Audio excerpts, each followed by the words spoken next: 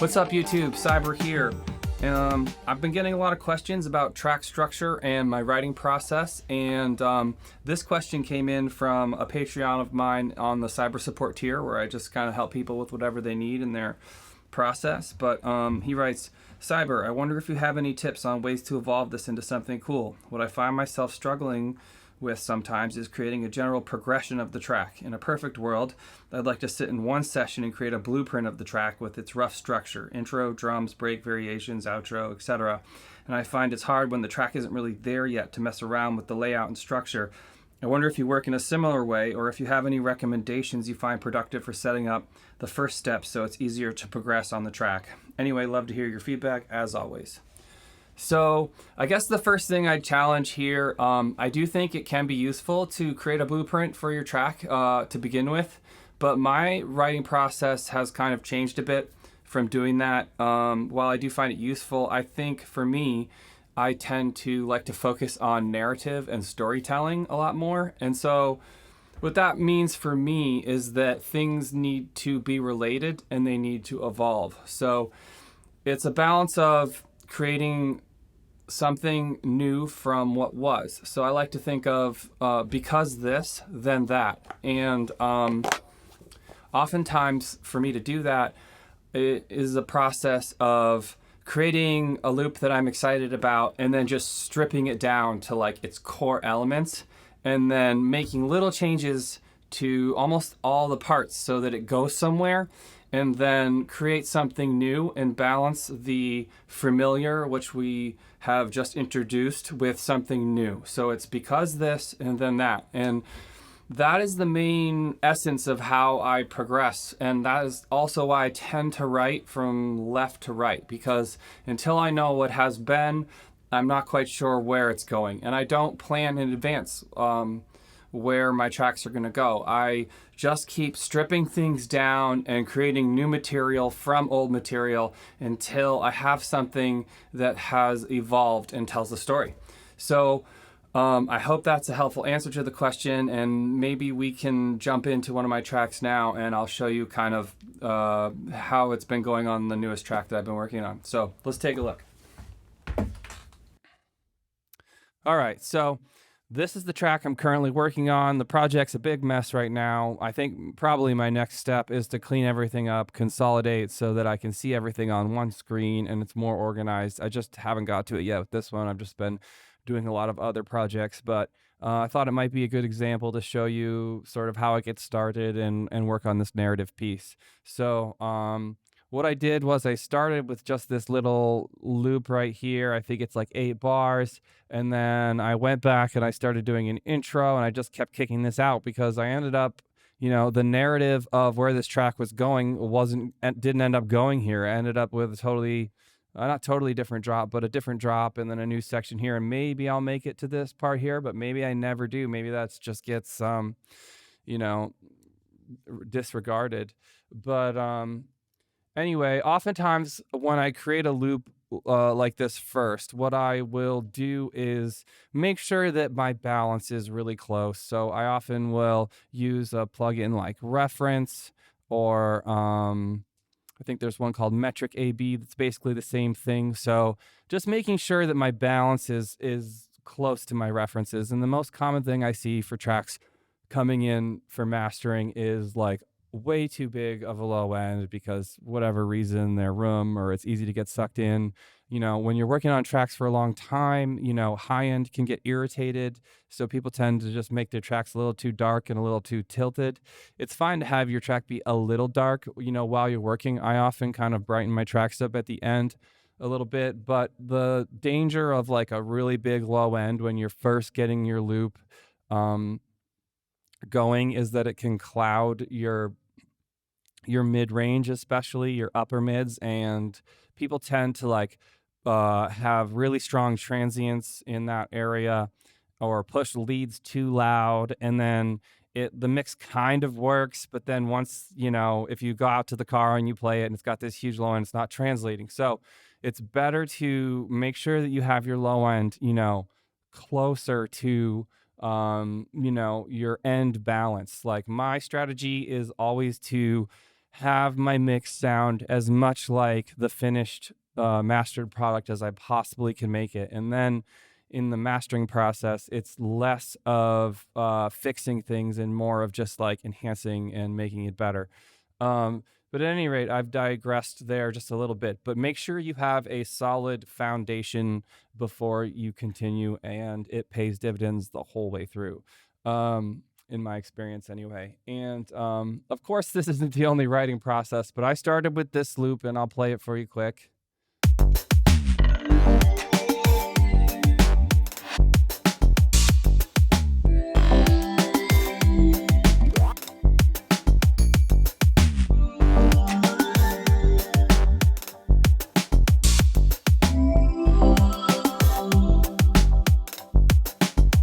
All right, so I was pretty psyched with that. It was mostly about getting my kick and my drums and my bass and kind of like a general vibe that I wanted, and then so I had that to work with. I started my intro.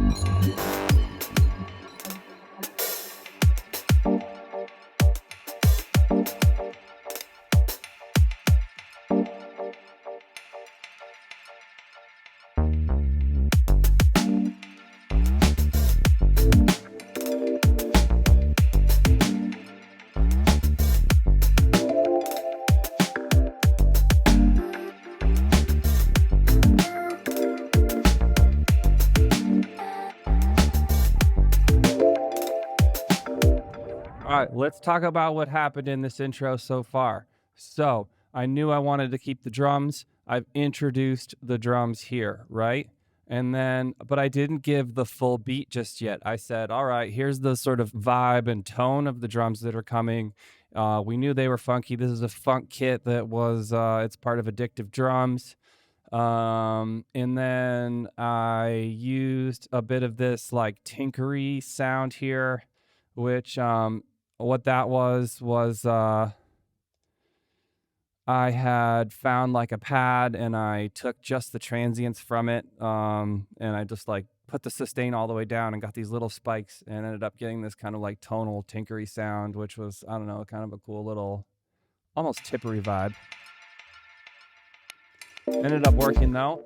And so we've introduced also that there are some chords coming. This is the Lounge Lizard piano here, so you get some like kind of dub delayed chords, right? So something like that might be coming, right?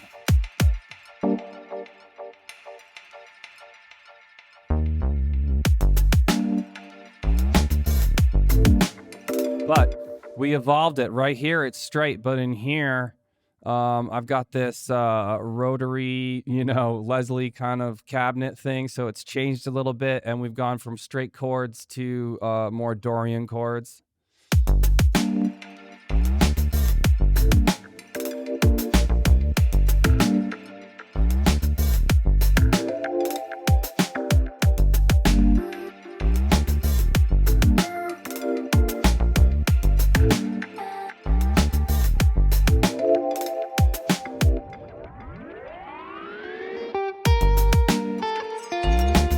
One thing I did here, this is like my, this is what, 16 bars, or wait, 1, 2, 3, 4, 5, 6, 7, it's an 8-bar introduction to the song, and then we're going into this new section here, which is 16 bars, but we've said, hey, we're going to add 2 bars in here and introduce the guitar. And so this is just like some reversed delayed morphing guitar kind of thing, so it's coming, it's not out of nowhere.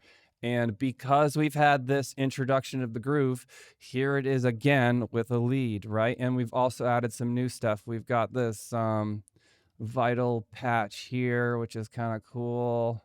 It's got this new Formant Complex wavetable that I've done some sample and hold stuff with. It sounds like this on its own.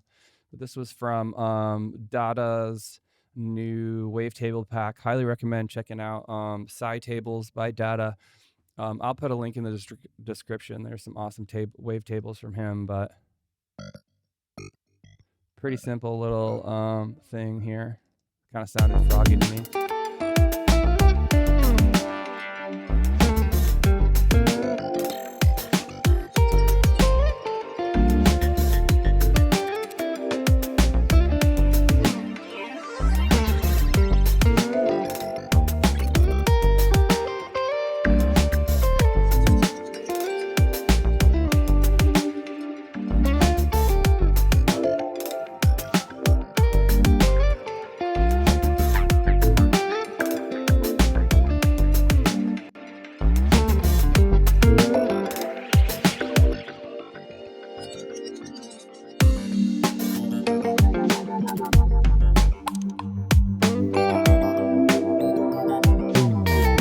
Here's an example of how I had this main groove right here. It's been copied out and stripped way back, right? We've gotten rid of a lot of the bass. We've stripped the bass down to just these like longer hits. The kick pattern's been simplified. The drum pattern's been simplified, but we still have narrative. We still have some chords that have come over. So that's evolved a little bit. We've introduced a new triangle phaser pad that I made in Phase Plant.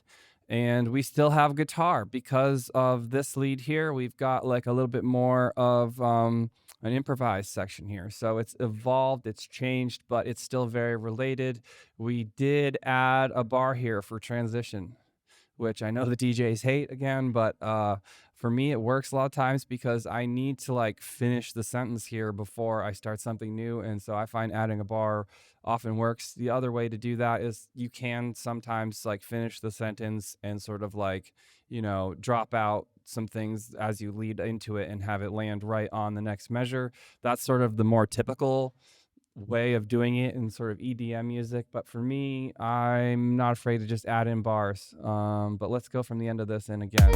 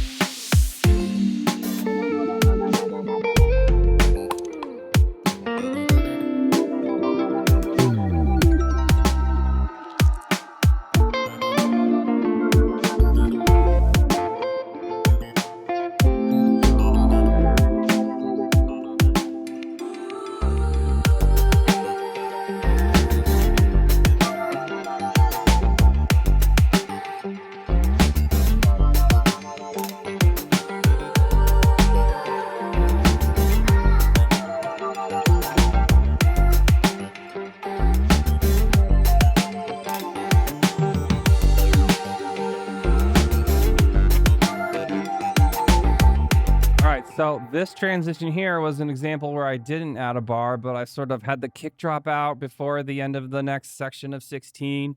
And one thing that evolved from this section to that section was my chord progression. I don't know if you noticed, but we went on a totally new, 4-chord progression in this section, whereas I was just kind of hanging out on, I think, G minor up until this point. And then this was so stripped down and slow, it felt like that it was time for things to pick back up. But of course, things stayed related, right? We had the triangle pad doing these chords, and then we have the triangle pad still, but they're hanging out, different rhythm. We brought back this tinkery percussion that dropped out during this section, so it's relating back to the beginning. The bass and kick and drums pattern related back to this section.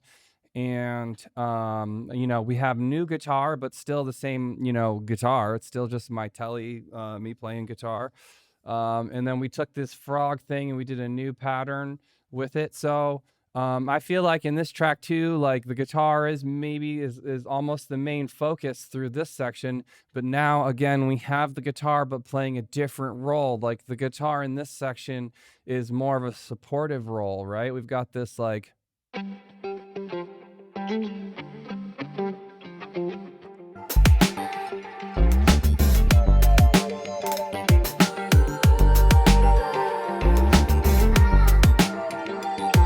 I mean, it's still kind of like a feature, but it's not like quite the same feature it is in this section where it's truly the lead.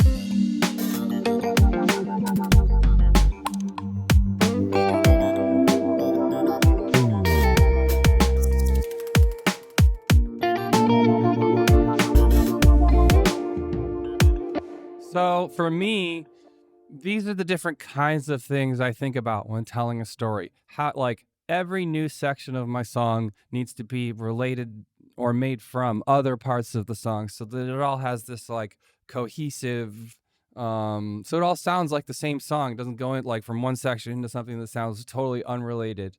Because this, then that is almost like my motto for keeping things working as I go from left to right. And I've tried writing in other ways, but for me, left to right is the way to go, unplanned. I don't know ever where my tracks are going to go next. Like, I know that, like, I kind of want to hit like a break maybe at some point here. And then I know that I've already done this like groove and kick and bass pattern twice now. So I might need to evolve that into something slightly different, something new, but it's going to be related. And then another trick that I like to do in a lot of my songs is the fake outro. So like near the end, I often will like kind of make it seem like I'm going into an outro and then do another really big drop that is a variation of one of my favorite drops in the track. That's another thing that I do in a lot of my songs. Um, so I don't know how helpful this video is or if you guys like seeing this sort of thing. All right, so I hope that was helpful for some of you and I didn't ramble on too much. I know this was kind of unorganized. I've never really done a video like this, but I hope it sort of scratches the itch for some of you that were looking for a window into my writing process. And if you need help with your tracks, I have cyber support tier. I do track feedback, information about all of that, and my mastering services is all on cybersonic.com. So go to my website, check it out. I got cool shirts. I got all kinds of shit on there. So anyway, I hope this was helpful. And until next time, peace out.